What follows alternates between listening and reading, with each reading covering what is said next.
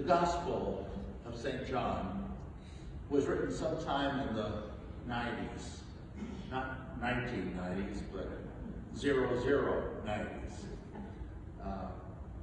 He was writing from the island of Patmos, where he was in exile. The Gospel's depiction of Jesus is completely different than the other three Gospels. And it was the last Gospel written. The author is believed to be the one whom Jesus loved, a term he uses throughout the Gospel, to indicate an apostle who had a really close relationship with the Lord.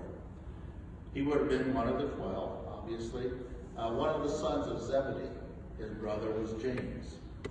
The Gospel of John begins with a viewpoint that Jesus, as the Word of God, through whom the world was created, was present at the creation of the universe.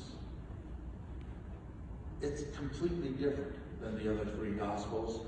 It begins with a prologue proclaiming that Jesus is the Word of God, present at the beginning of the world, sent into the world to proclaim salvation for all people, full of truth and justice.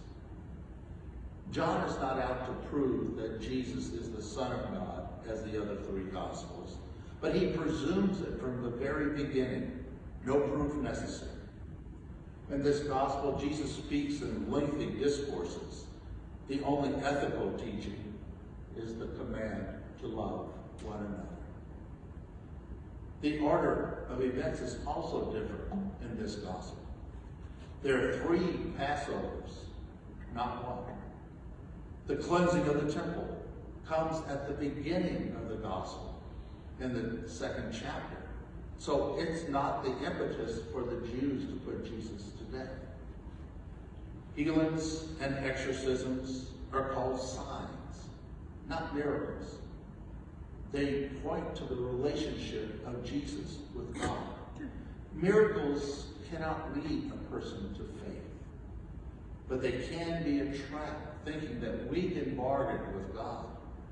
How many times have we said, God, if you will only do this for me, then I will do that for you? Well, God doesn't need that from us. John frequently uses symbols, light and darkness. The above, meaning heaven. The below, meaning the earth. Words are not necessarily meant to be taken literally, because John is speaking from a position of faith. The Gospel of John is divided into 2 sections. The first 12 chapters are called the Book of Signs, and in those we have the many workings of Jesus.